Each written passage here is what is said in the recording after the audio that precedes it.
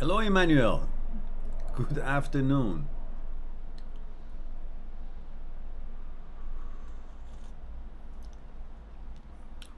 Sound and everything okay?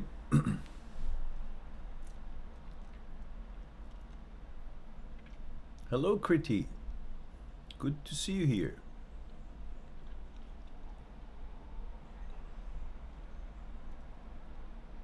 Good, thank you, Emmanuel.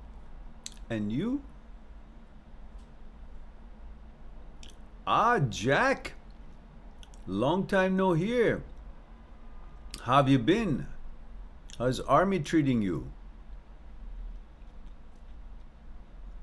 Thank you for that, Kriti. 24 female India.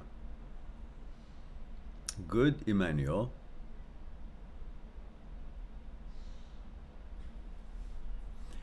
In fact, it's interesting. This morning, I was thinking about you, Jack. I said, I haven't heard from him. Hope he's doing all right.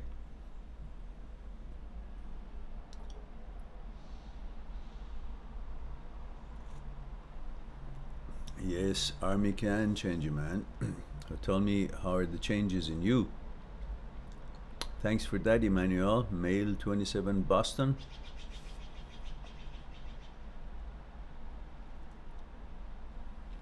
Yes, that's true, Jack.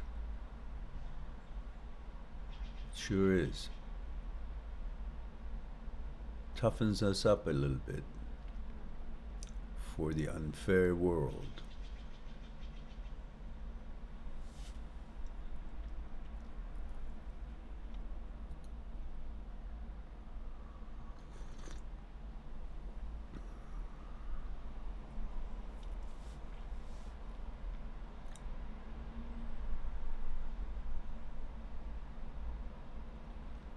What is it, about 10 o'clock in UK? Jack?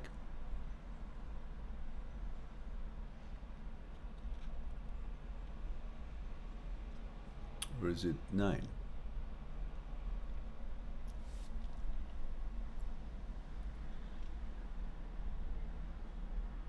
Hello, Bobak. Don't forget about the protocol, guys. Let me know gender, age, and where you're tuning in from. It gives me an idea. Jack says, let's put it this way. I never want a job in CV Street ever again. In CV Street? You mean regular, I guess, job. I want to do a full 24-year career and rise up through the ranks. It's 2043. It's 2043 hours. Oh, I see. It's 8:43. I see it. It's 2043. So that means it's only 8 hours. Yeah. Bobak, Seattle 25. Ah, good, Seattle. Bobak, it's not your first time, but knowing that it's from Seattle is the first time for me. Ah, Carpe Diem. Hello, dear. You know that your book is shipped by express. They told me it takes 2 days to get to you, but since it was shipped only yesterday and a weekend doesn't count, so I expect you should have it by Tuesday or Wednesday maximum. And I have added a little something in there for you, for your patience. Books both have been signed, and what I've written for you is before or after the page that has my picture on it. I think it's before. The other one just says thanks for your patience, that's all. And thank you very much for your patience, I appreciate it. So we have the books now here, and we have enough of it for a while. So let's see how it goes.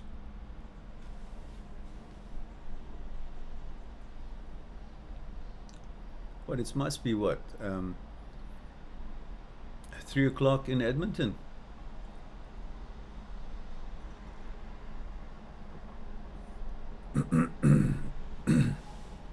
Emmanuel says, excuse me, Mehran, it blows my mind when I think that many countries have used torture as a way to obtain information.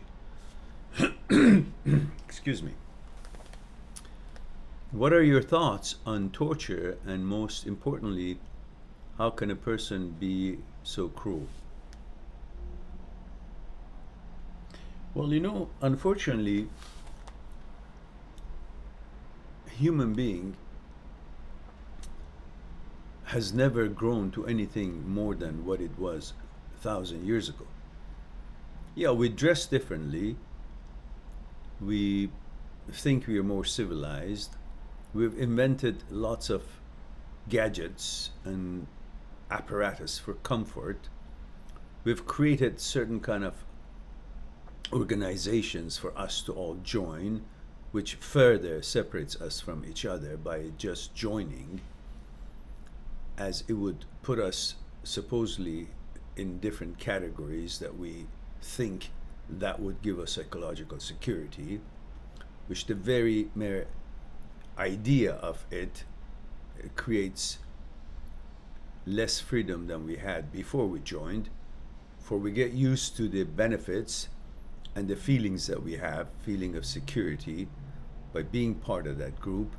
Then that very interest makes us to shut our mouth and not become free and try to comply with whatever that organization sets out to be the policy or the way you should be talking or thinking. And if you don't, they'll simply outcast you. And so for fear of that, you already lose your freedom. So we have created all these nationalities, tribes, and so on, and advancements of comfort. We have indoor plumbings, and we have all kinds of things to do with seemingly comfort. But inwardly, we have not advanced to anything more than what we were: a vicious, violent, abusive, short-sighted, jealous, power monger, and as petty as we always were. So this idea of torturing, just like anything else that we have justified it for some fictitious reasons out in our own mind, countries who are engaged in that, they've justified that too, for the honor of the country, for the security of the country, where the very idea of why the world has come to this is never discussed. So torture is inhumane, is violent, is vile, is disgraceful to anyone's values and intent to bring good to the world. How can you bring good to the world? By simply having caused the world to be so chaotic to the point that you have to go to war, and you think that you have to go to war, and you resort to going to war, and going to war has become a justification for you to fill in or fill up your pockets, and all kinds of excuses to justify something that is totally against humanity. Killing, harming, maiming, torturing, warring, these are not what we're supposed to develop into. Humanity is not supposed to be advancing itself through the things that it should stay away from it. I don't care who does it. Every faction that it means harm to other human being who is not involved in bringing any harm to innocent people is condemned. We should learn to live together. We should learn that this is a short journey of life. We're supposed to help each other to make this journey easier. We're supposed to be cooperating. We're supposed to be helping each other, wishing well for each other. I don't care what your religion, your nationality, your race is. We're all, damn it, in this together. We all got to get up in the morning. We need a cup of tea or coffee. We need to clean ourselves. We need to eat and drink and sleep and be safe. We have more things in common than we have uncommon, but we have created situations where we are convinced that we are different than the others. We're not different. We just want to be different because we have ego. We want to make it look like that we are better than the other one. So for that, I have to come up with some kind of idea that I have, I don't know, my hair is short, so I'm better than you, or your hair is long, well, then you were different.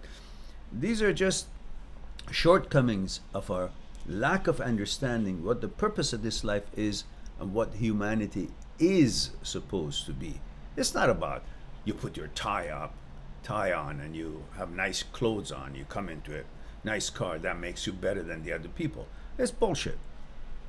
So anyhow, don't get me started on that. Let me go on to see what else is there.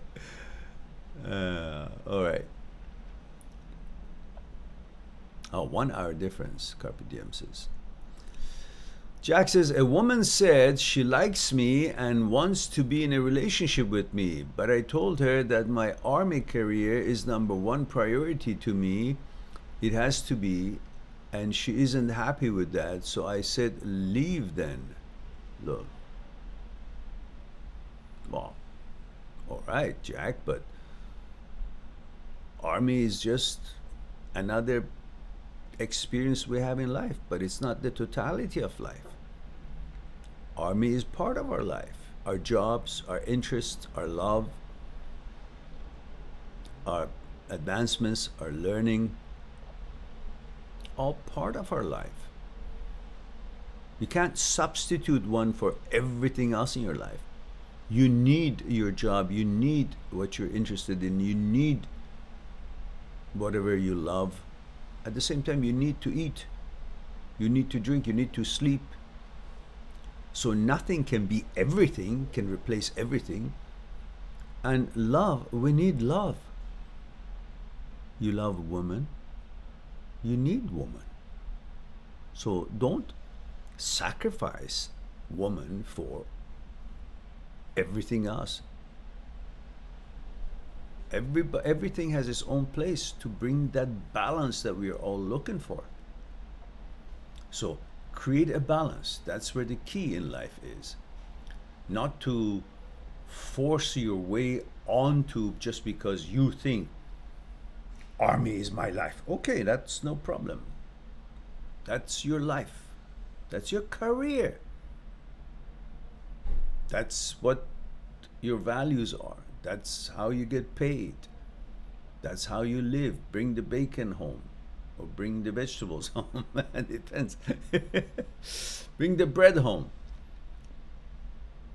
But by communicating with the girl who wants to be in a relationship and you like her, I bet you if you really, really were into her, you wouldn't have said that.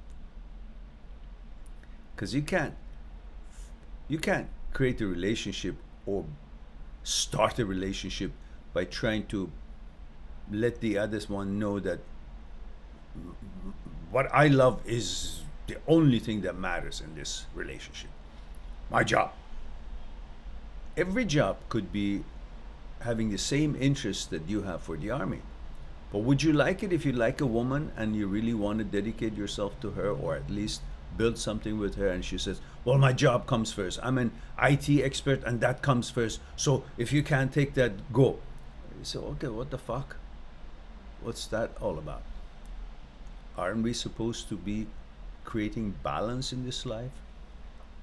You can be army, all army, but you can also have a personal life, you know?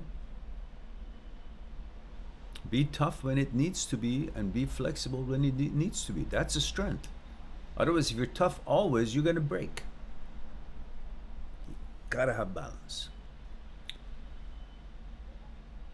But if you really look into your heart, I guess she wasn't exactly what you were looking for. Because, army or not, we will make time for the woman that we love.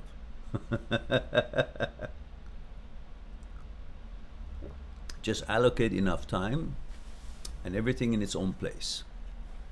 I'm sure if she loves you and she likes you, or whoever next will be, they understand that your army career comes first because that's your career. But they will also understand they have a place in your life and you have a place for your fun and your enjoyments and so on. So you will schedule things so you can have both. That's the key in life. That's the art of living. Create balance. Alejandro says, hi Mehran, 36 male, Boston. Oh, you and Emmanuel are in the same place, aren't you? And also similar age, only 1 year difference.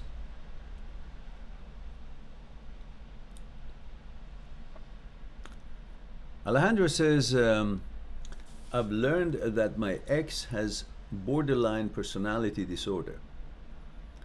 I was doing great after the breakup for 5 months. Now everything came back. We were together for 5 years.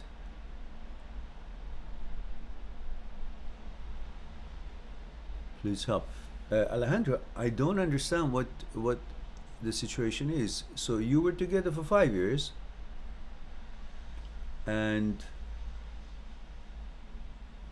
your ex has borderline personality disorder. So I was doing great after the breakup for 5 months. All right. Now everything come back together. What do you mean? You're still broke? You guys are still broken up, aren't you? So what's changed now? What is it that you're asking? You're already separated, 5 months gone, and so you were together for 5 years, but you broke up 5 months ago and you're doing fine. So now you found out that she has borderline personality disorder. Okay, but you broke up 5 months ago. I wonder, what is it that you want to do? You want to get back with her? I don't understand. Maybe you can help me out. Kriti says, I'm getting into bad habits that I want to curb. Rumination is one.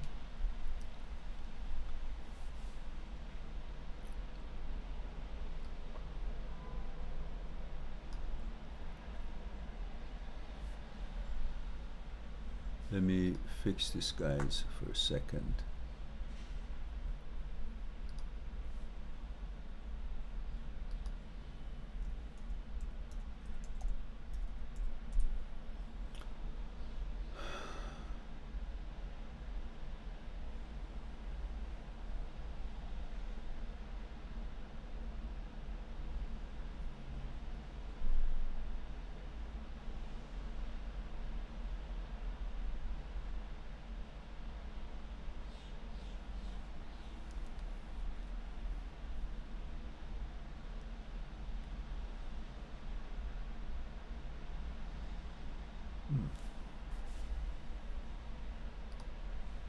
All right, sorry. So she says, I'm getting to bad habits that I want to curb. Rumination is one. It's like a drug sometimes, and it's easy to hook onto. Rumination. So you mean you're focused on the symptoms of something. Like, you're not thinking about why do I have a headache. You focus on, oh, I have pain here.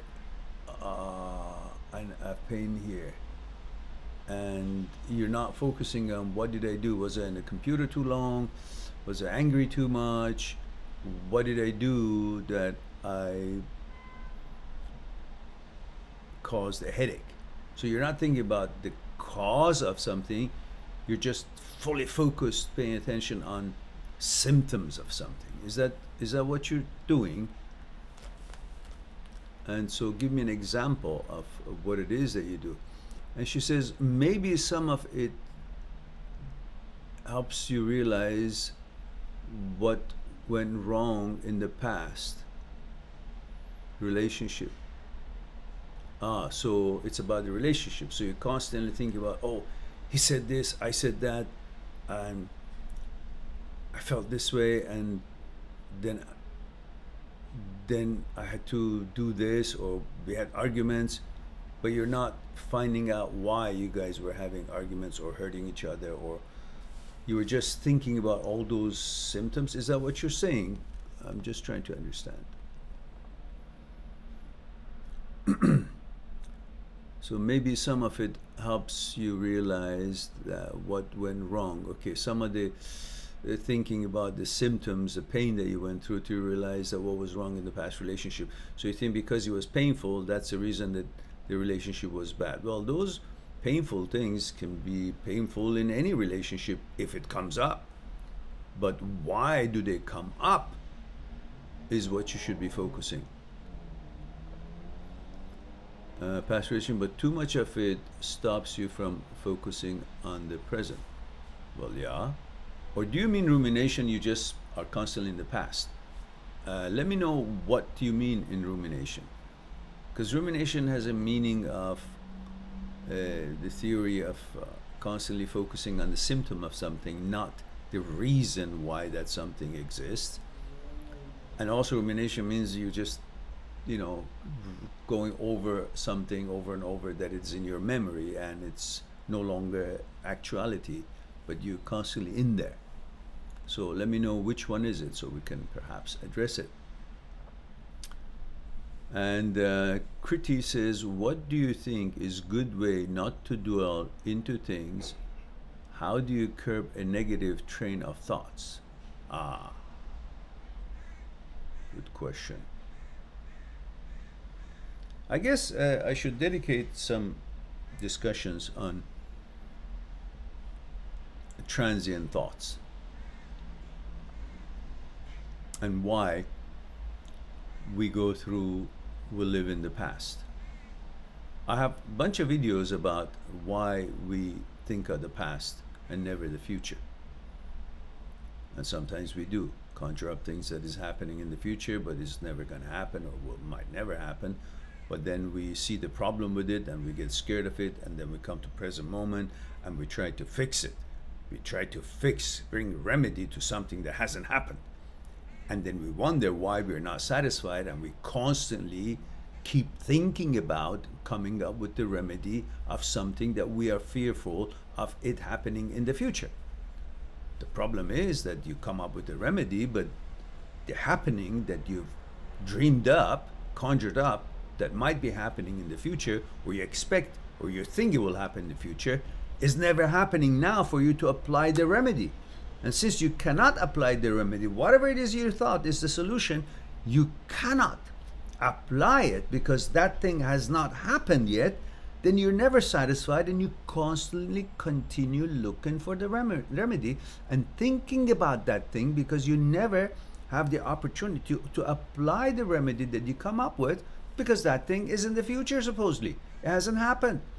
So you constantly anxious, how can I fix this? How can I fix this? I have a remedy, how can I fix this? And you keep going through it. What other things I can do? You don't need to do what other things. You've already figured it out. But the fact is, it's not here for you to apply. It's like you dream up, oh, I'm going to have a cut on my hand. And so you're going to go, okay, I get alcohol, I get polysporin, I get all these disinfectant things. And then you say, okay, I can fix it now. But there is no cut yet. And say, okay, what am I going to do? Or maybe I should get another gauze here, another Band-Aid here, or another something here. And then again you see, oh, but it's not here. These are not enough. Maybe I should do something else. No, they're enough. But the cut hasn't happened yet, so you can't apply it to the cut. That's why you're constantly looking for more remedies, and you become anxious because really nothing has happened. If you come to the present moment and don't worry about what might happen in the future, It might or it might never happen. You just conjure it up. It's in your mind. But the mind doesn't understand the difference between reality and actuality and thought. Because thought always wants to replace the actuality. So when you conjure up something or think about something, you react to it because your mind thinks, well, I thought of it, it must be real, I should react to it. But yet, the actual thing that you're worried about hasn't happened for you to have your reaction work on it. Now,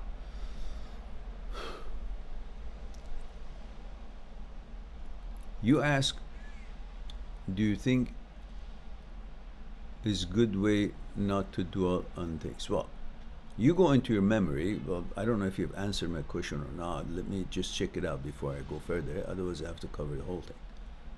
No, you haven't. Kriti, I want you to tell me, what do you mean by rumination, as I ask you?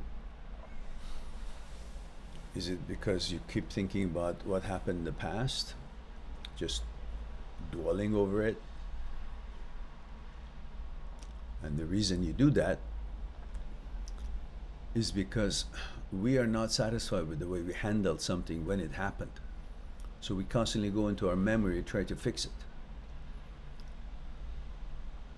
And because the mind doesn't understand that what you're trying to fix doesn't exist, it's already gone, it's dead, there's no reason for you to worry about it, there's no need for you to fix anything, it's just not there anymore. That was a memory in the past. Past doesn't exist, past is dead.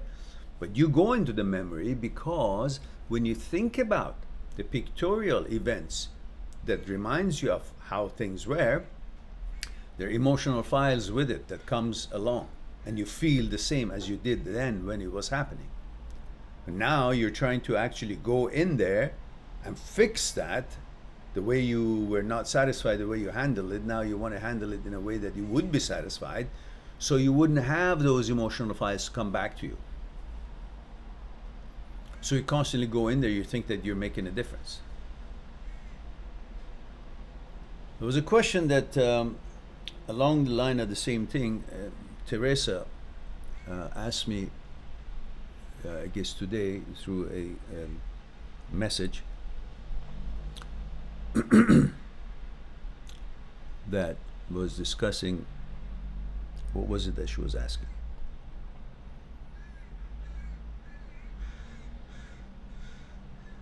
Repetition compulsion. I think that's what she was asking. There are so many different questions. I think that is what she was asking.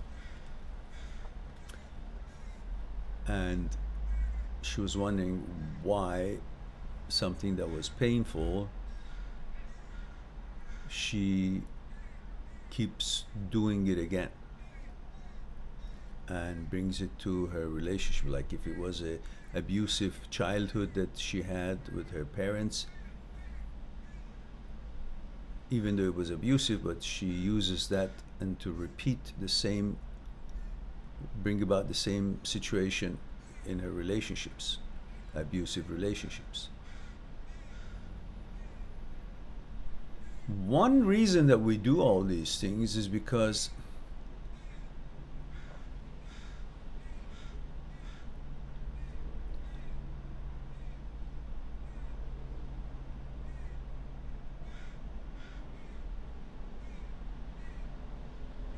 we want to create a situation in our psyche that we can actually endure it. Because we are not satisfied the way that things went at one point in time. So the memory of it is not pleasant. And we feel that we were not ready for it, or we didn't like the way things were, and it was painful, uncomfortable. Now that we know we cannot change it, but every time we think of it, it bothers us because the memory of it still gives us the same emotional reaction. And we can't get away from it because that emotional reaction in the memory is engraved. It's there the way it happened. And every time I think of it, it still brings me pain because the emotional file it's set in a certain way that I felt when things were happening, which were uncomfortable. So those emotional files will still remain the same way, same characteristics. And when I think about the events, the emotional files, which are set in a certain way, will bring about the same bad feelings for me. And I cannot fix it because that event is no longer alive and in actuality, so I can change the way I dealt with it and change the way how things were. I can't do that. But every time I think of it, which is in my memory, I constantly feel the same way. So what am I going to do? I'm going to create the same things that it was then when I was younger, or I was in a relationship, or I was a child and parents were abusive, or it was a stressful childhood. So I'm going to create the same kind of a quality of a relationship in order for me to practice to become tough enough, to become someone who can endure this. Because I'm thinking, if I can endure this in actuality, then when I think about the memory and the emotional files come, I'm not going to be bothered anymore. Why? Because I've weatherized myself here. By repetition, compulsion, repetition, compulsion, I have made myself battle ready. I have made myself immune to that memory that haunts me, that brings anger, fear to me. And because I can't make the memory alive to fix it, I'm going to create in the actuality similar situations, abusive relationships, so I can become able to take it, toughen up. I get used to it. So, okay, hell with it. Doesn't bother me anymore because I'm going to keep doing it. I'm going to keep doing something like the karate practitioners in the old time. Keep hitting, punching to the tree until the blood comes out of here. So that very unpleasant thing would no longer be unpleasant because they got used to it now. It's like the training that the child does when out of his crib throws his favorite toy out. Then he cries for it. Well, you had the toy. Why did you throw it out? Because he knows how painful it is if he loses this toy. Now he's practicing to be tough, to be able to endure the unpleasantry of losing the toy. So keeps throwing it out and cries. Then gets it back and then throws it out and cries for it. And gets it back to the point that he's no longer afraid of it going away. Which in fact, that is his way of preparing himself for when the mother leaves. He's afraid the mother leave. So the toy is his mother in a way, in his own mind. So he throws the toy and cries to get used to this feeling of not having the toy, so he won't be afraid of it anymore. So it will be a practice for him if the mother leaves, because it's his fear. One of his fears is the one that is most important to him, the mother leaving. That's how the mind works, even from our childhood. Mind is always trying to protect us, and protects us by thinking about, focusing on what the dangers are. What are the possibilities that could harm me? And then I've got to be prepared for it. I got to learn. I got to be alert to it, even when childhood. So one of the things the child is afraid is if the things that brings him comforts and security leaves them. Maybe not knows it exactly that, but that's a practice, is instinctive for him. Throws a favorite toy and then cries for it. But when he has it, plays with it and then throws it again. And then he cries for it until he gets it back. It's trying to deal with the unpleasantry of something. I don't know if I can make myself clear. So, the compulsion repetition, or repetition of compulsion that Teresa was asking, I think it's because You're trying to get used to not feeling abused by abusing yourself, by getting into relationships that are not good, just like it was when you were a kid, so you can actually become toughened up and be able not to be bothered and not to have this feel unpleasant anymore, not to have this unpleasant situation feel unpleasant anymore by having gone through it so many times, so you can somehow deal with when you get into your memory and remember how it was your childhood and you get affected by it, no longer be affected. You're trying to get yourself prepared now and retroactively help yourself from the memory of how bad things were when you were a child. And you wouldn't even doing it consciously. You're just doing it because you think that's a necessity. That's the only way you can deal with the pain that you receive from the memory. Anyhow, I hope Teresa would hear this, and perhaps I don't know if that is what she's asking for or not, but perhaps that is some way to look at it. All right. And Carpe Diem says, come on, thumbs up for Mehran. 11 watching, only 5 thumbs up. Okay, yeah, that's right. That's disgraceful. 12 watching, 5 thumbs up. Oh my goodness. All right.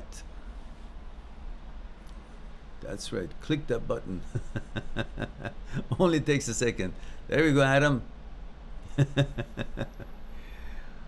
All right.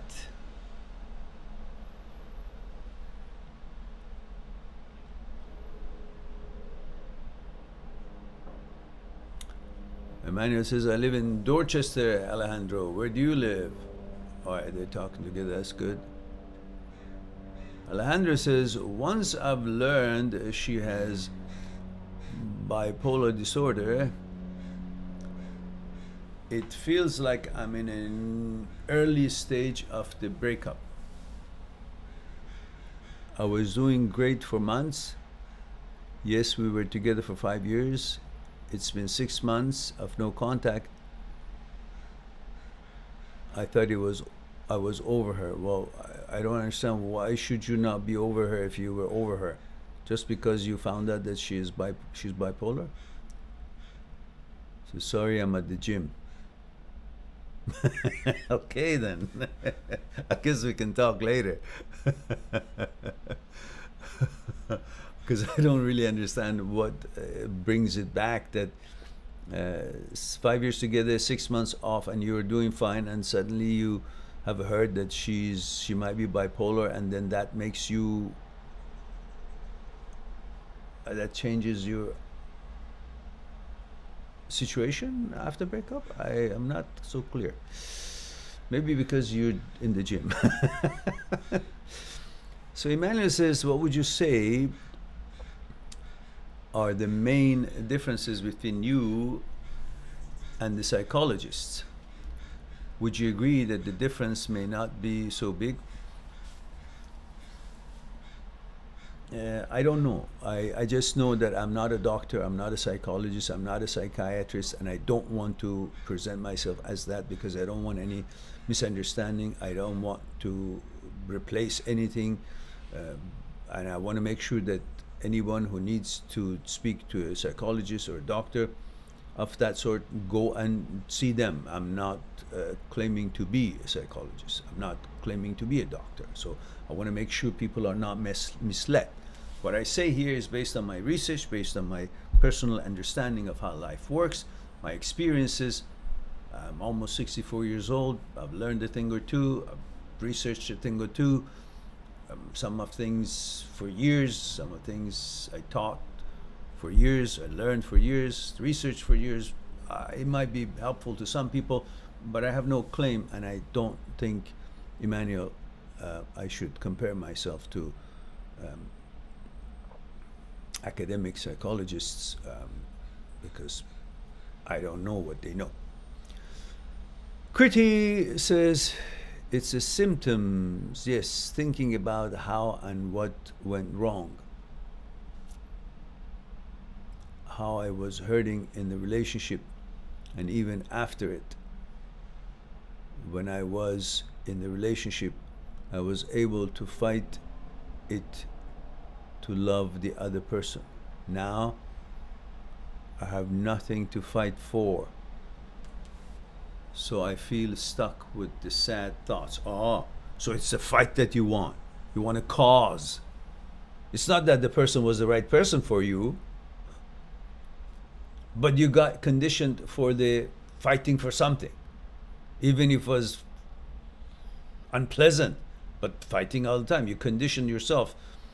Synaptic neurons have created bridges that compels you to be so good at fighting, and that's what you crave. It's like some kind of a conditioning drug that I gotta be fighting, I gotta get the dose of fighting today. And this is how people who are angry all the time become angry and stay angry all the time, because they're creating conditioning in themselves that it begs for that condition to be present all the time, so they will feel normal. Unless they understand that that is not normal, and not every conditioning, just because it's a conditioning, therefore it should be followed and it's normal. If they understand that, then they will know that they have to change that. What makes them feel normal, because it's not normal. Many people use drugs, and after a while they think that's normal for them, because they've lost the idea and understanding that that is not normal. That is something they've conditioned themselves to do, and the conditioning is normal for them. Conditioning is what they're following, not the actual thing that is involved in that activity of the conditioning, because that is not normal. Using drug is not normal. Excessive alcohol is not normal. But when you keep doing it, it becomes your way of thinking that that is your normal. And if you don't have it, you think something's wrong. Same thing with anger.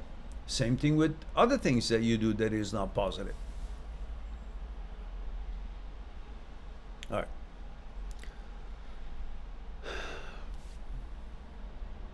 So don't second guess yourself. When it's not pleasant, that means it's not good for you to constantly want it.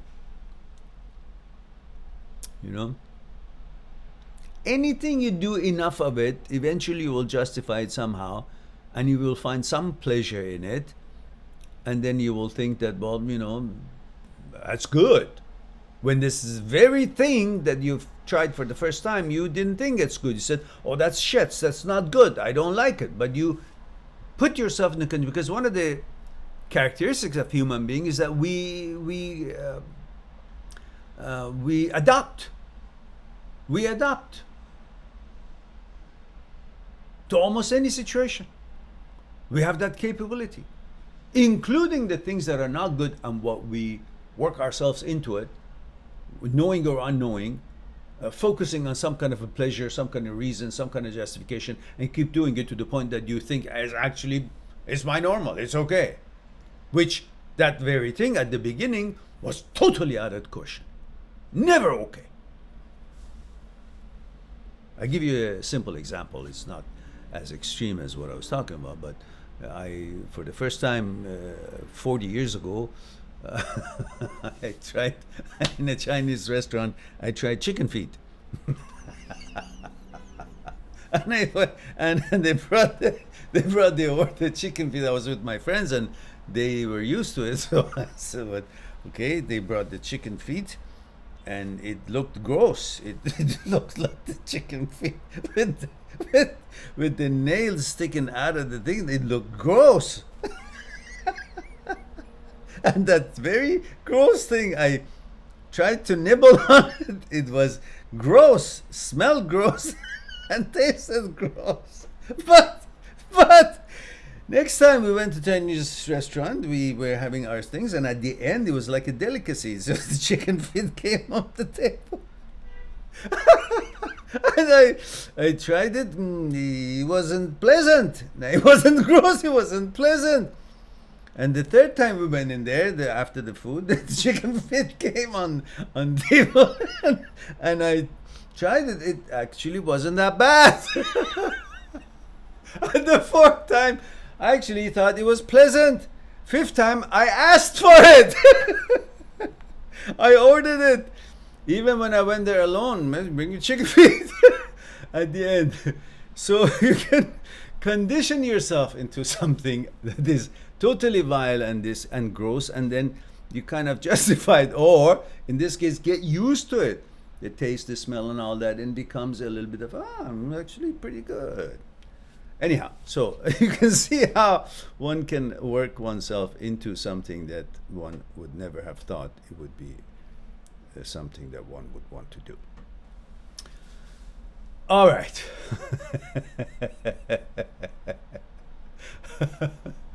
Okay. Let me. I can't stop laughing.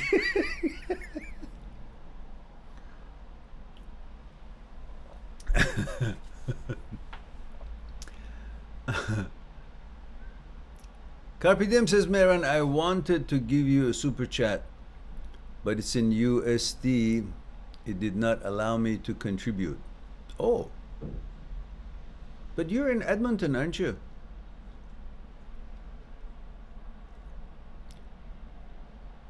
You did that before.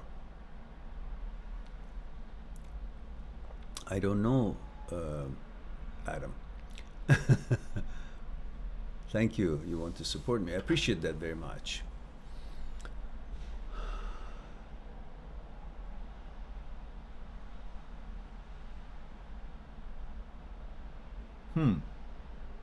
Yeah, I have Patreon. Carpe Diem. Right here underneath the my Patreon is right here, right in the description section. If you scroll up this, let me write it down here.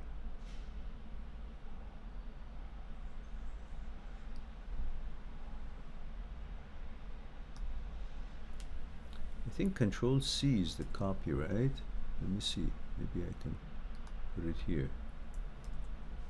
Yeah, that's my Patreon here. I put it up for you.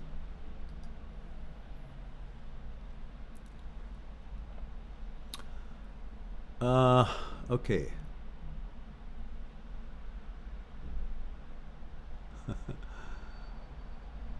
Chris Aubrey says, heartbreak at 40, help. Well, heartbreak can happen at any age. If you look at any of the bunch of videos, we have over 1,500 videos on this channel, Chris, you can just go to a playlist, pick a playlist that the title suits what you're looking for, or just write in how you feel, your feelings on my channel search engine. It's bound to give you a bunch of videos, and that will help you out to know what it is you're going through and how to deal with it and why you feel the way you do. And it's not the end of the world, never, never, ever. To begin with, you can start with that Pebble. It's famous now for a Pebble video. I guess I should change the name to Pebbles. But it says, you will be fine, I will prove it to you. Just go on my search engine, channel search engine, and type in the search, and just type in, I will prove it to you. And there is a video that comes in, says, you'll be fine, I will prove it to you. It's 12 minutes or something, and that's the one you choose. And then watch that. That's a good start, if not all you need. Alejandro says, I miss what you said. This guy kept talking to me at the gym. I'm not going to repeat it. God damn it, Alejandro. What do you think? You do your gym thing, and then I'll upload it, and you will be able to watch it again. So God bless. Enjoy your workout. I had mine last night, and it was good. I'm still hurting. Keith Waller says, I've been apart for 6 months. I've been apart for 6 months now. Is it still possible for me and my ex get back together? She just started dating someone. I'm 52, she's 53. It's always possible, but depends on if both of you are really on the same wavelength. she's 53 and changing partner. That doesn't really tell me high level of intelligence if you guys already been good to each other. And if she's changing at that age for no reason, really no real good reason, rather than trying to figure out compromises and discussions and resolve differences, which is normal, and she thinks she's going to somebody else and everything seems hunky-dory. But that's the beginning. That's how it looked with you. At the beginning for her, it was all, you know, shiny and fine. And now she's thinking, just because this new thing seems fine, there's no problem there. Well, you haven't peeled the onion yet. You haven't gone through the layers of relationship and connections. That's why it's, to her, it might seem like, oh, that's the solution. I have no problem with this guy. So, but yeah, you will. If you had problem with this one, who was a nice guy, you will have the same problem with this other one, but you're not noticing it. So at age 53, she's changing partners for no good reason. I would actually walk away from that woman, because she will always be going to be doing the same thing. Because she's not going to be trying to solve things. She's trying to escape from things and trying to change the scenery and thinking the scenery changed, the quality of things changed. No, it's just the color. So you watch the videos and move on to your life and find somebody else who is actually appreciative of who you are.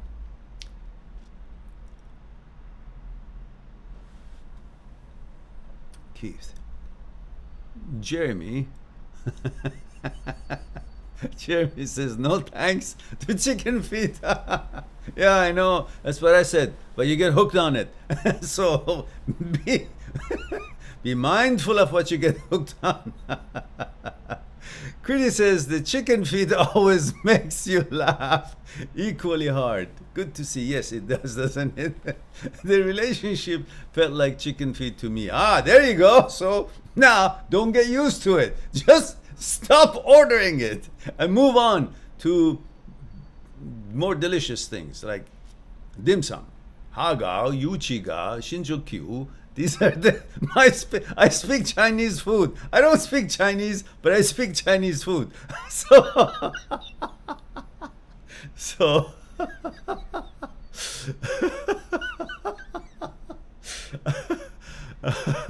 Alejandro, thank you very much for the super chat. We have $9.99 from Alejandro, who is doing his gym. Says, thank you, Mehran. Everyone give this channel a like. We're getting help for free. Okay. Thank you very much, Alejandro. That sure helps the channel. At least helps my tea.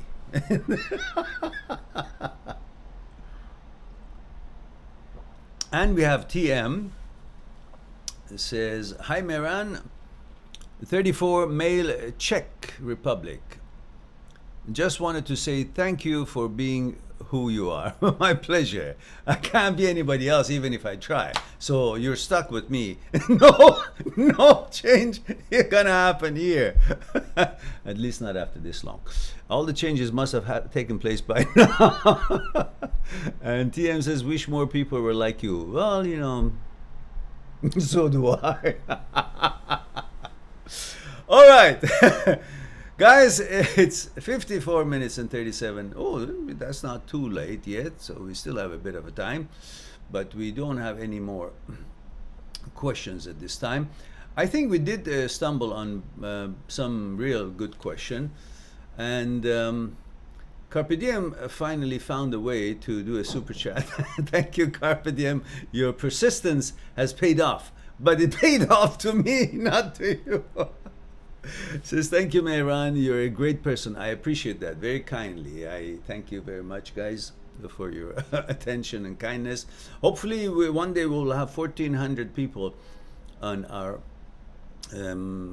live chats rather than 14. But the 14 that we have here are of high quality, and I'm delighted that you're here and you're enjoying what we have to discuss here. So Carpe Diem, how did you fix it? What happened? And I guess there must be a button somewhere. It was set on US. That's why maybe you could not contribute. Is that what it was? I guess at that country it should be contributed the same money. But I've seen people sending super chat from Sweden with their own money, and it came on under their money. So I wonder what was going on today. Carpe Diem says, I was using VPN. What is VPN? Oh, it's a different, I'm kind of dumb on that. I don't know. Says, now I closed it. Ah, okay. VPN. I don't know what VPN is. Anyhow, delighted that you could get through. Delighted that you could get through. Absolutely. Chris says, it's the dealing with regret and not asking her to marry me. Oh, come on. So you're telling me that if I don't ask a woman to marry me, that's a reason for her to go away if she really loves me. Actually, I don't want to be with the woman who actually thinks that she can love me only when I offer something that, I don't know, I think I should be asking or she's looking for. And if I don't, then she can easily go and replace me to somebody else. Well, I don't want a woman who can replace me. Simple. And you should say the same. And as soon as a woman replaces you for any reason, provided that you've been a decent guy and have not been abusive, then that disqualifies her right away. Why should you want to be with a woman who you think she's great, but she's not having the same idea about you? Why do you have to pay such a high price to please a woman without her reciprocating equally? What is it that you guys don't think you deserve? The fact is, you're not really offering anything to that woman because that woman is a human being and has limitations, and therefore she's no angel, no God. It's not that you can't resist her. It's that you can't resist the idea you have made out of her in your mind.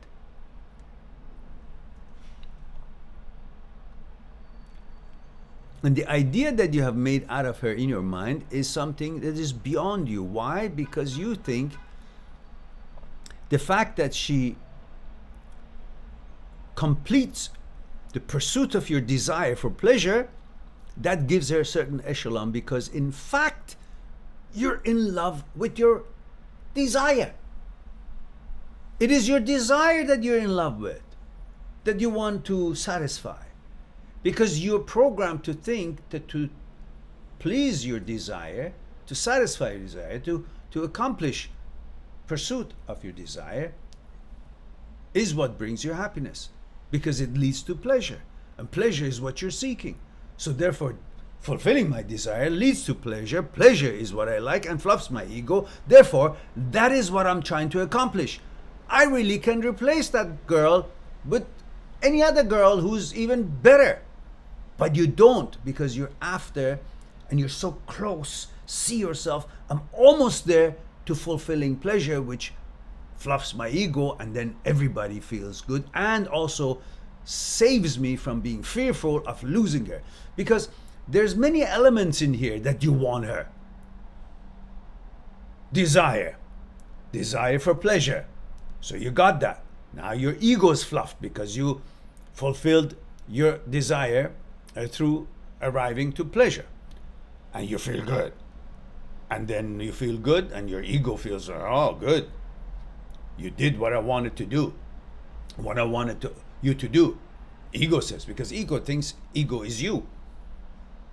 And then you also realize that no longer you're afraid, because you attained something that was pleasurable, and whatever it is that's pleasurable, the other side of it is your fear of losing it.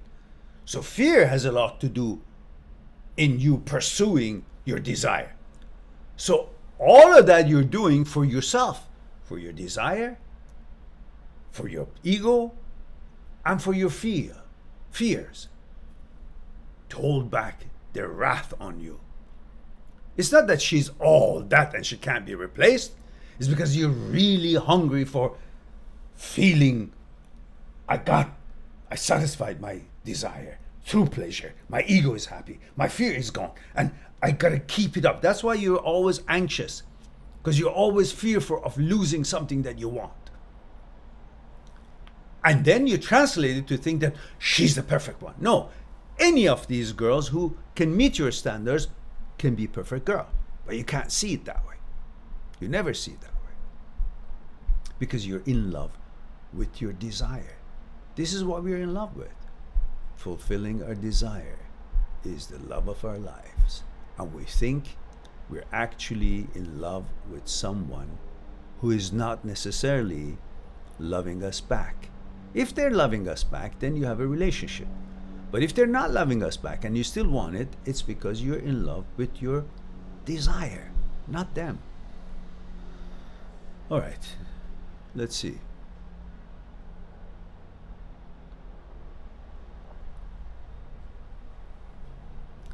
All right, we have another idiot here, Cameron Fernie, who is vile and vulgar. So another loser who thinks he's accomplished something by being disrespectful to other people. So I'm going to show it so you guys can actually see the kind of people that they think they're actually productive in their lives. From now on, I'm not going to be so polite to these trolls to give them opportunity to join us or anything. I'm just going to be trying to portray you guys as you are. But this time I'm not going to waste my time anymore. All right, let's go on to, let me just give him a little bit of a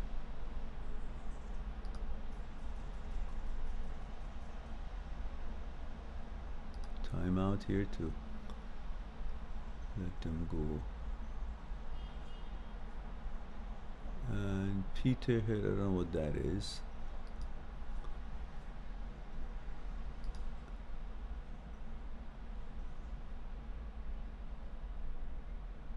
I don't know. Peter Head says feeling like a man. Guru, I don't know what the hell that means. All right. TM says,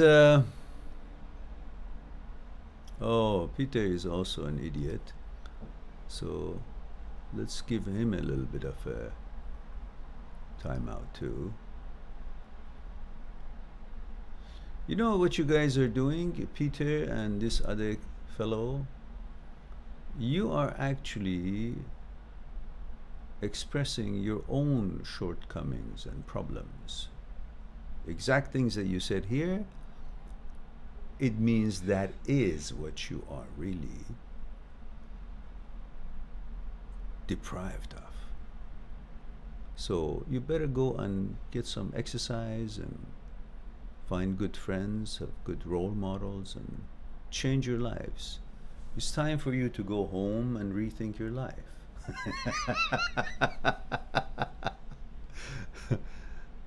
Yeah, think about the death sticks in Star Wars episode when Obi-Wan was telling that guy who was dealing in cigarettes, says, you want to go home and rethink your life? So to all trolls, you want to go home and rethink your life because you're not being positive or productive. Obviously, you're not capable of being productive. That's why you're being a nuisance to other people, thinking that makes you feel important. It doesn't. All right. Let's continue our discussion here.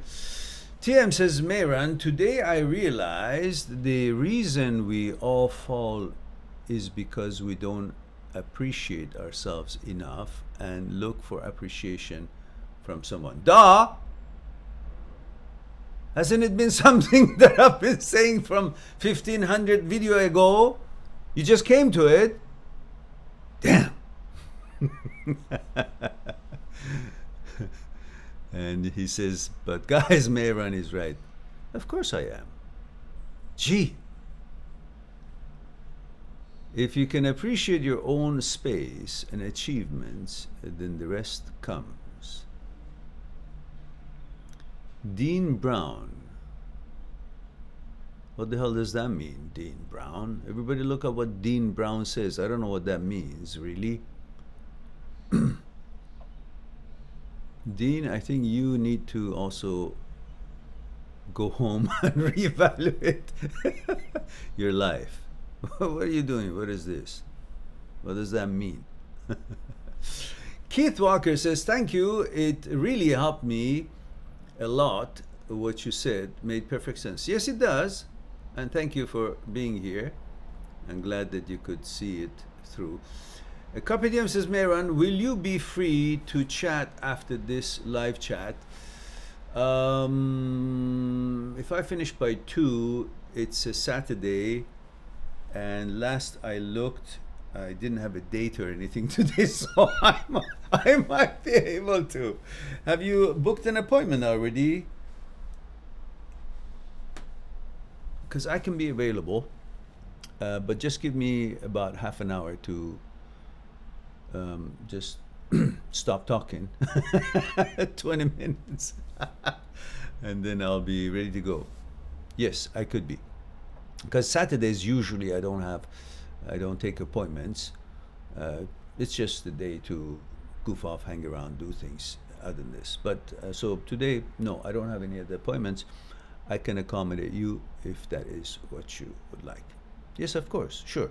Go on my site, mindthat6truth.com, and you know how it is. Go to the Skype consultation session and click on the hour, and I'll give you an extra hour. So you get an hour, I'll give you 2 hours, and we'll chat. So let's see what Dean Brown says. Dean says, you are in a stream with 17 viewers telling people to rethink their life. Haha, you are a Jew. Really? Well, what does it have to do with with some kind of a name you're using here? I don't understand. What's the relevancy? I think you really need to go to home and rethink your life. And let's, do you guys agree if we give Dean a little bit of a timeout so he can go rethink his his life because of that comment? What does that mean? Haha, you're a Jew. What does that mean? You're an idiot. So I'm not gonna be polite with you guys anymore. So so you guys agree to give Dean a break time to go and just rethink his life. And guess who agreed here?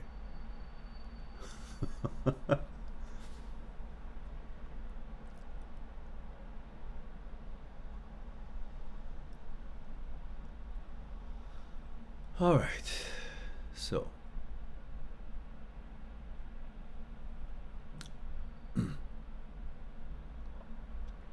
all right, then let's give him a bit of a time to go and rethink with his obnoxious behavior. And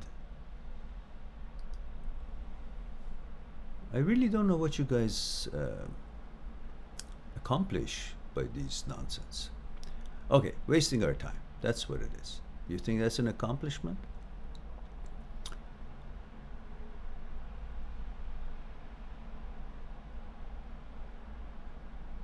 All right, what we have here, Tim says, yes, true, takes time.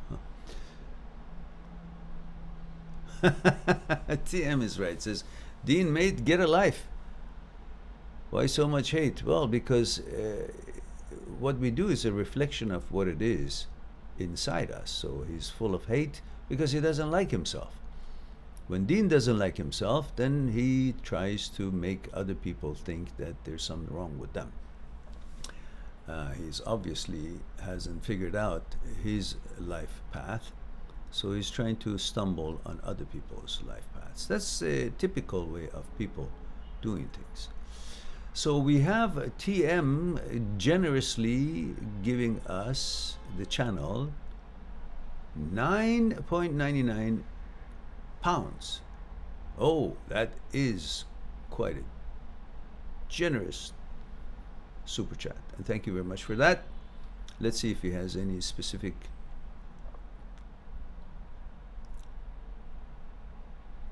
TM says, for being the person that you are. Oh, gee, I'm so glad I am, because now I'm going to be the same, because every time that I am me, there's 9 pounds in there. That's good enough motivation for me, I bet you. Anyway, thank you very much, Jim. Let's see what else we lost here out of all these trolling here with some people who need to go and rethink their lives. TM says it's not about the numbers, but what you do for other people. Well, don't worry about it, Tim. These people obviously lack a certain kind of a ability to understand quality of life. They're only focused on satisfying their ego, which is in need of recognition because they haven't accomplished anything in their life and they're incapable of. Because the one who's capable of accomplishing important things in their lives, they would not become harassing other people or thinking that they're harassing other people. Obviously, these are people who are not capable of doing important things in their lives. So let them be.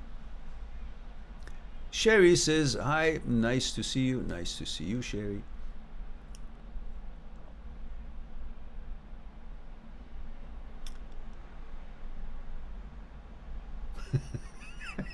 Jeremy says, time out for little Dini. Yeah, that's right, exactly. You said it right.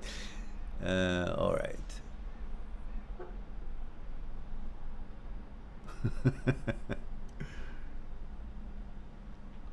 All right.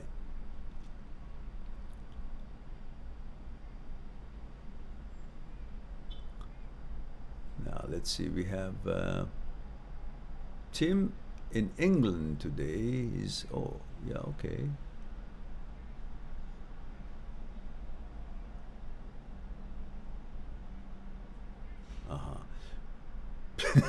Peter Head, which is obviously a troll, says, I donate 10 if you dance. Well, you don't have to donate, don't worry.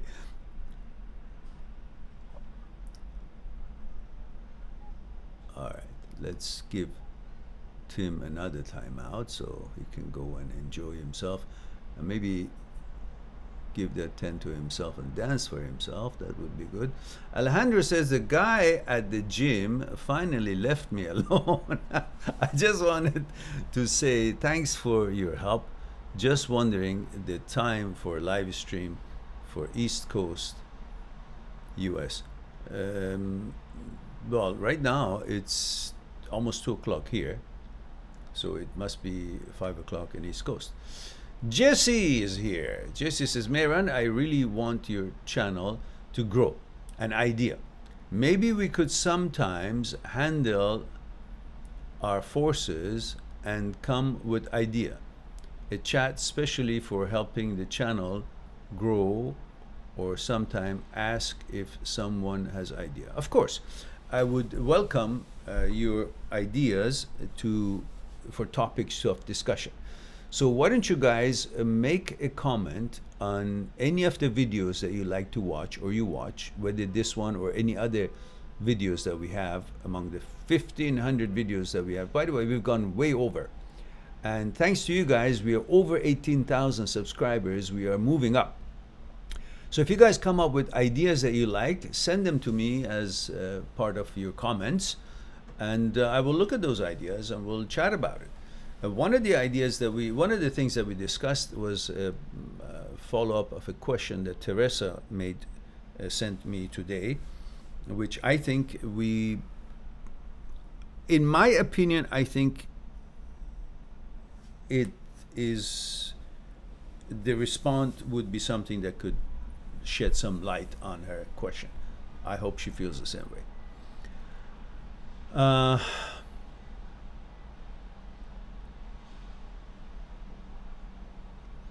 Tim says, I think the title could change. All right, give me ideas for title, guys. Now, Carpe Diem just did something amazing here. Just with Carpe Diem, we are becoming rich beyond our belief. Carpe Diem says, Mehran, I hope your channel grows fast. Thank you so much. And there's a $50 in there, which it's only a second time we get a $50 from someone, and perhaps the other time, I don't know who it was. I think it was Carpe Diem again. And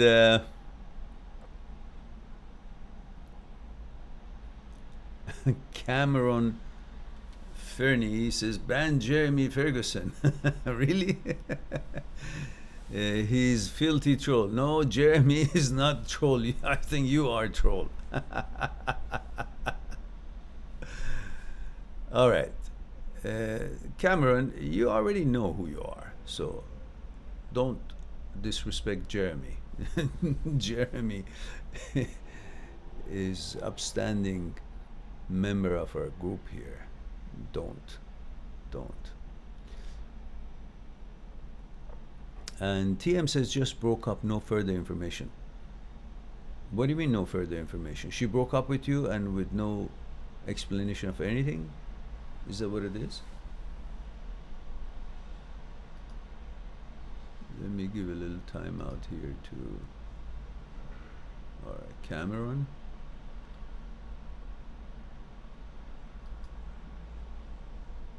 All right.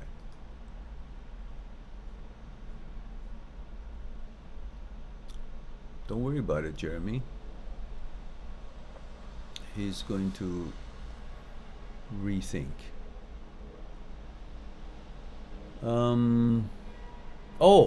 The title. TM says, just broke up, no further information. Oh, I see. Just broke up, the title. Okay. Yeah, I like that. What do you guys think? TM suggests the title, instead of being, are you going through a bad breakup, could be just broke up. Maybe exclamation mark. Or how about a question mark? Any question mark? No? Exclamation mark?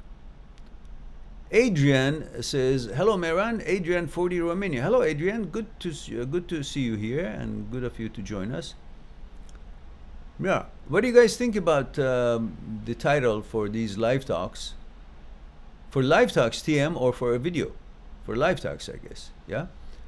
TM suggests the title for live talks would be, what was it? I forgot.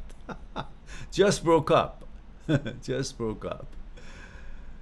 And we have Ian's Sharp says, I know it's not free, but I think you should release smaller clips from these live shows into small clips with good titles.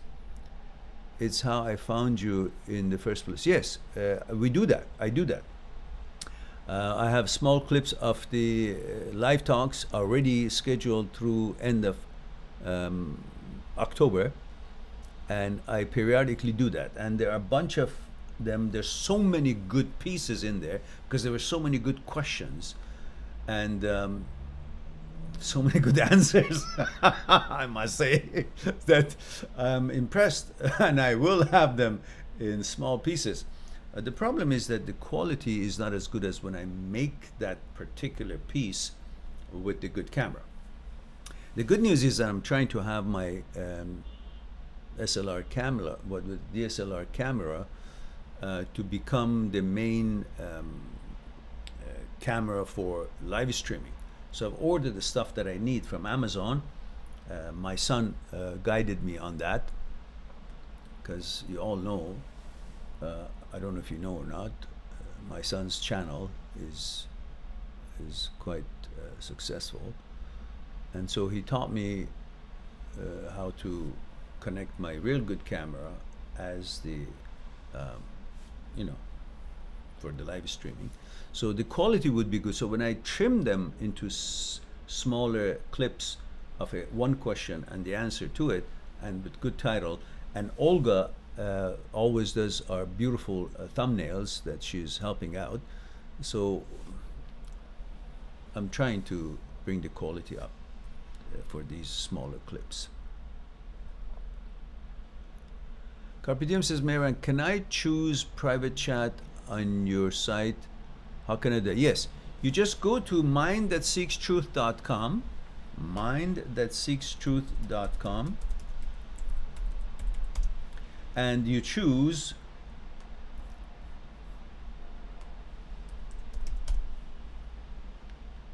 you can see on top of the mind.seekstruth.com first page, it says consultation. You click on consultation, and that takes you to a page that says Mind That Seeks Truth Consultation Packages. You scroll down, you will see an example of how it's done, and you scroll further down, then you'll see the packages. That the 1 hour, I will turn it into 2 hours, because most economical, most popular one is a 1 hour one. And for the time being, whoever gets that scheduled will get another hour on top of it right at the same session. So we'll have 2 hours to discuss. And then you fill out the things that's underneath it, and you go through the motion. You choose the time that you want, but since you want to have it today, we already know it.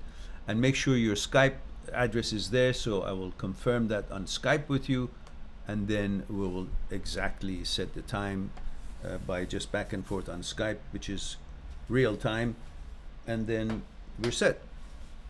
We're set to go. No, don't worry about it. You don't have to fill that time span of Monday to Friday. I don't know why is it Monday to Friday. Okay, but it's okay. You just go through the appointment, and then we'll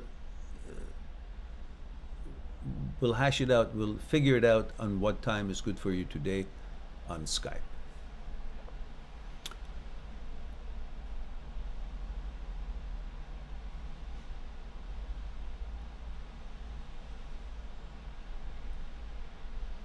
That consultation is always private. There is nothing other than private. So they're all private. Any Skype consultation is private.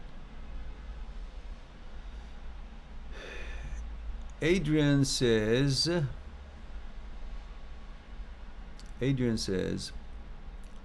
the years run smoothly in a warm, comfortable familiarity. You always tell yourself that you are still young. In front of you like a sunny road, and you think you can enjoy a little more of the waiting time. Well, that was a nice piece. Did you write it as a question, or is it part of a poem somewhere? Adrian continues, at one point, however, you see the years running away from you, and you can't stop them. And then you desperately throw yourself in the hope of an act of heroism that will enable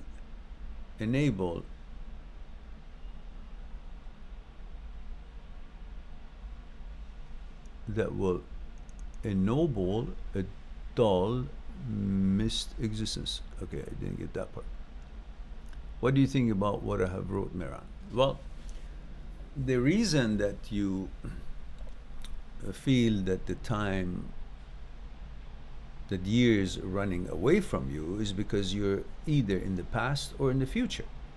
Because nothing is running away from you if you're totally paying full attention to the present moment. Because life is here.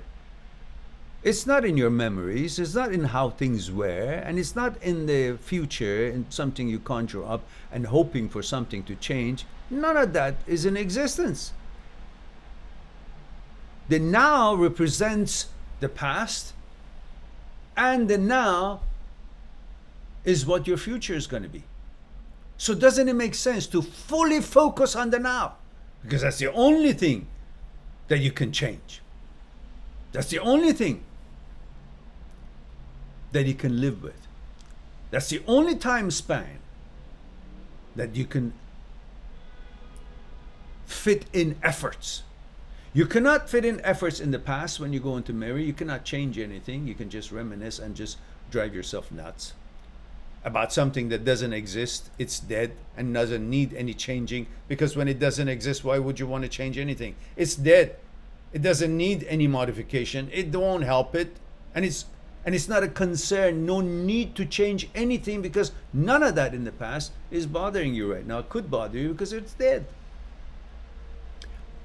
And the future hasn't come, and there's no such thing as future waiting for you, because when tomorrow comes, supposedly future, it's today again. So there is nothing else but present moment. What you are today is because of the past. So today, now, represents your past. And what you will be tomorrow is because of what you do today, because today is the past of your future. So everything is encompassed, is packaged into the now. The now is the most important thing. So when you're in the now, nothing is running away from you. There is no future to run away from you. It's all about now. There's no past to bother you. It's already gone and dead, gone. So the only time that you can, only part of your life, that you can put an effort, make things change, and create your future is all what it is at the moment, the now, the past, the present. So if you focus on that, you won't have those feelings that you just said. The years run smoothly. They don't. Not necessarily. But if you focus your life on every moment of your life, then the moments, and you constantly decrease the span of that moment to smaller, smaller, smaller, smaller. Live your life in the smallest way of the moment, then you will see that small moment is the safest place to be, because in that small moment is so small that nothing really can happen completely in that moment. So every moment is very safe. Maybe accumulation of things happening eventually maybe comes to be a concern, but not every single moment of it, because every single moment of it is so small that all you can do is just breathe and continue focusing on what it is that you want to accomplish, and nothing else comes to mind, because you're totally focused on the mandate, on what you want to accomplish in that very moment. And if you focus on that, negative thoughts won't appear. You're busy with accomplishing that very small moment, and there's so little to accomplish that you can definitely manage it satisfactorily. It brings you happiness. So being focused and submerged into the moment of life, many, many, many moments of life, is the way to bring relaxation, and not worry about the past, and not worry about what's going to be in the future. So the fact that the years run smoothly or don't is irrelevant, because you can make moments run smoothly and focus on how the moments are going and create those moments, make certain efforts in those moments based on what you want that moment to be like. Because you can make changes in the moment, you can make changes in the now. You are the maker of the now. Your efforts with the now are altering the quality of the now, which shapes your future. So the now is a very important moment. You got to pay full attention to the moment. And comfortable and familiarity. Familiarity, when you say that, if it's familiarity, that means you're not with the moment. Because familiarity means you're perceiving the actuality. Familiarity is when you're looking at the apple tree and you say, apple tree, nice. You go further close, you see the apple, say, oh, it's red. Oh, that looks like the apple that I saw in my auntie's place. That's familiarity. But that familiarity also means you're no longer here. You're in the memory. You're in the auntie's home with that apple tree. Oh, that apple is the same size as my uncle's home's apple tree. Well, no longer you're here. You lost the moment. You're not with the present moment. You're now in the past. So when you say familiarity, if it's only familiar to recognize what something is, that's okay. But when you go further and you go somewhere else, which is similar experience to what you're facing with, then no longer you're here. You're in the past. So you're living your life in the past. The life that you call living is the death of the past, because the past is gone, is dead, and you're now perceiving your present with what it was some time ago in your memory.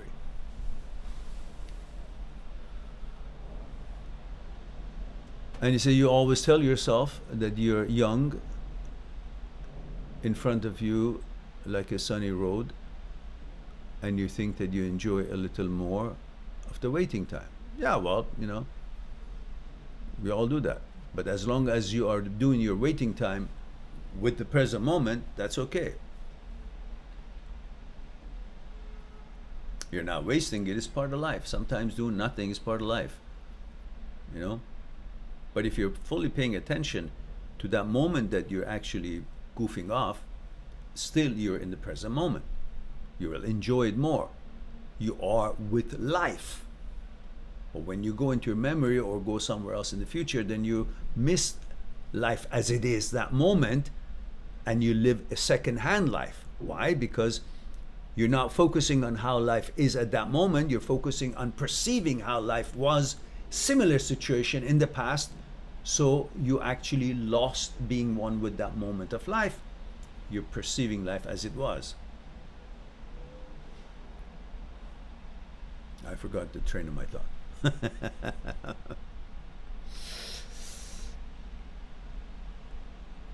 All right. So, bottom line is to stay with the present moment, and then you won't be worried about how time is passing by. And of course, you'll realize that, we are all getting old. So, that's part of being alive. Look, if we would not get old if we were not alive. So getting old is good. That means we're alive. So that's the whole thing we should focus on. And Carpe Diem says, Adrian says, but the routine has unexpected forces. It catches you in its grip. And once captive, you begin to see the good parts of it. The one that in fact keeps you away from responsibility and risks. I think you're describing pleasure. I'm not quite sure if I understand you, but through pleasure you're trying to escape from responsibilities, because when you are experiencing pleasure you feel fulfilled, and when you're fulfilled and happy you feel that you've accomplished something. When you feel experiencing pleasure, it is so important that at that moment, that's all you want, pleasure, because we live for pleasure. Pleasure and pain is our motivation. So if you already attained a certain kind of a pleasure, let's say intimacy, at that moment, you have attain the highest level of pleasure, which means you're no longer present in the way of expecting things or anything, because you're totally submerged in the pleasure. And when you're totally submerged in the pleasure, you need nothing else. You need to accomplish anything else, because you have everything you want. A pleasure, that feeling of being one with the nature, not needing anything and not being aware of your existence, but you have nothing and you have everything at that moment. So that means you have no need to accomplish anything. You You have no need to worry about anything. You don't want to be anywhere else, do anything else, accomplish anything else, get anything else. Everything seems to be right there, that moment you have it, and yet nothing bothers you and you have no deficiencies of any kind, economic or whatnot. And that is when you feel you have no responsibilities. You're away from any responsibility because you don't need to do anything. You don't want to do anything. You don't want to accomplish anything. You have everything you want right there in the pleasure. And that seems to be the safe. That's why people have the propensity to constantly look for something that brings them pleasure, and some people find it into negative things, drugs and excessive alcohol and so on, because they want to escape through pleasure. They want to escape from responsibilities, from anything that could be of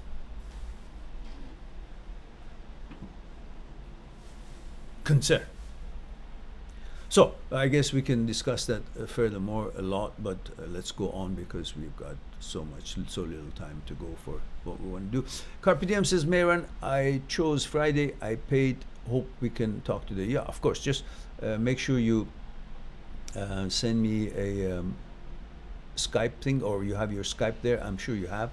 And as soon as I finish, I will Skype you, and then we can make that arrangement. Let's say 3 o'clock. Is that good? That's about 40 minutes from now. I will finish soon, and then I will take a break, and then we'll talk.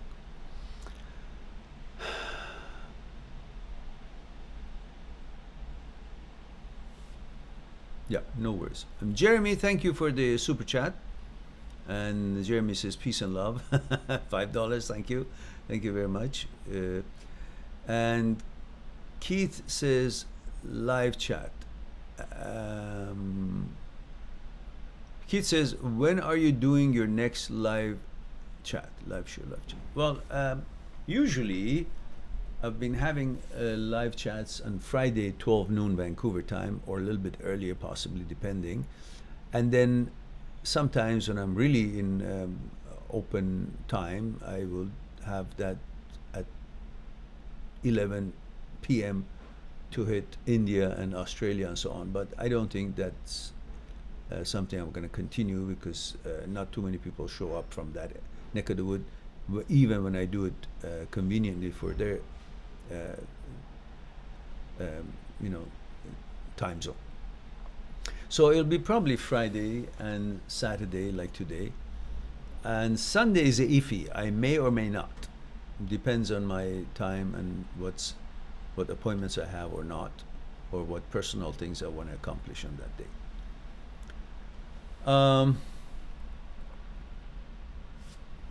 Yeah, Carpe Diem says you have my Skype. Okay, sure, good. All right. So guys, looks like we hit all the questions. We have discussed some important, interesting questions. And I thank you for everyone who contributed to our super chats, and appreciate your care and attention.